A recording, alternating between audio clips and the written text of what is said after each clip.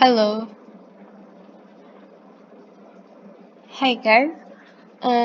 Welcome to another lesson on the Language Zone server.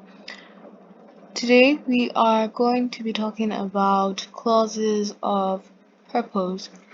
Um, this is a continuation of clauses of contrast, right? So let's go ahead. An adverb clause, which is a dependent clause, is a group of words that plays the role of an adverb. And there are different kinds of adverb clauses: time, place, condition, manner, contrast, purpose, comparison, or degree, cause, and result. So, in this lesson, we are going to be discussing clauses of purpose, which explain or are used to explain why or show why something is happening. So we can use to, for, in order to, so as to, and so that. So let's begin. To. We often use to show why something is happening. Kind of just used it there. So we use the infinitive form of the verb. So that is the root of the verb stem without any form of conjugation. So my mother went out to buy some milk. I'm going to see my friend. So why are you going? I'm going to Spain to see my friend. Why are you going to Spain? I am going to Spain to see my friend. So next is for. We use for to show the exact purpose of something, and it is followed by a noun or a gerund. Um, so we went to the supermarket for bread. The mop is for cleaning the floor. It, like it said, it gives the exact purpose of something, not just generic. And to a gerund, it's followed by a noun or a gerund. A gerund is a verb form which functions as a noun, and it's like, well, gerunds are non-finite verb forms in um mm, that are used, well, not exclusively, but just they function as nouns in a sentence. So in English, a gerund has the properties of both a verb and a noun. So it can modify an adverb, and it's also able to take a direct object. So, for is used after a noun or a gerund. Oh, sorry, is followed by a noun or a gerund. Now, in order to is more formal than just saying to. Again, we use the infinitive form of the verb.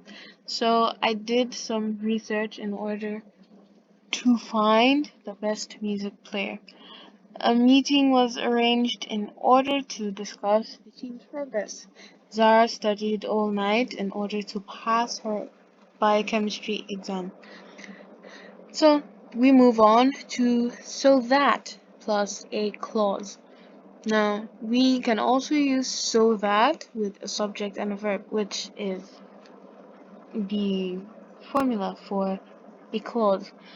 And this is usually used with a modal verb, and modal verbs are, well, helping verbs in a sentence that assist the main verb. So we have could, can, would, will. And in the first example we left early so that we could park near the center. He, so that we could, or or with the second sentence, he made some flashcards so that it would be easier for his mom to remember the instructions. Um, Now there are other examples of modal verbs. There's now the tricky thing is you have to know exactly what it is you're talking about, because there are, well, some people would say there are 25, there are 4, there. Now it all boils down to, well, the numbers boil down to how people break them down. So for instance, can and could is a form of can, right? And modal verbs are used to show possibility, intent, ability, or necessity. Well, they're kind of auxiliary verb. Also, like I said, they assist or help the main verb in a sentence. Now, um, they can be tricky when using them, so you kind of have to be careful. So now, these, I just gave these examples because they're pretty common, but we have other frequently used modal verbs like must, might, may, and should. So, um, we can go on with that. So that is used with a clause, and we normally use a modal verb with its connector. Now, so as to So as to is more formal than toots. So if you are writing something formal or speaking in a formal setting, you could use either in order to or so as to. Anyway, again, we use the infinitive form of the verb. So I bought a smaller car so as to save money. Elliot moved to a new house so as to be closer to his parents. She left early so as to be closer. She left her early so as to be at home with her family. Note that when we want to say something negative using in order to or so as to, we can put not before the to. So, for example, we have I woke up early in order not to miss the bus. Um, I've come across people who say I woke up early in order to not miss the bus. So that is extremely not correct. And some people might argue with you that it might break if they don't want to break the clause so as to, but that that's grammatically incorrect. So you always place the not before to. So I woke up early so as not to miss the bus. In order to or so as to plus the infinitive. Now, these two are more common in formal English. So these are just more examples of the, well, negation and positive sentence. What I mean by positive sentence, a sentence that is not negated or has no negative, no not used in it.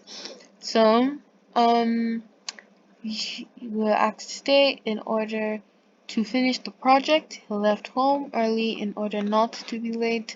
Use a plastic hammer so as to avoid damage. They walked quietly so as not to wake up the children. So thank you very much for listening. If you have any questions, feel free to drop them and I will gladly answer. Thank you and see you next time.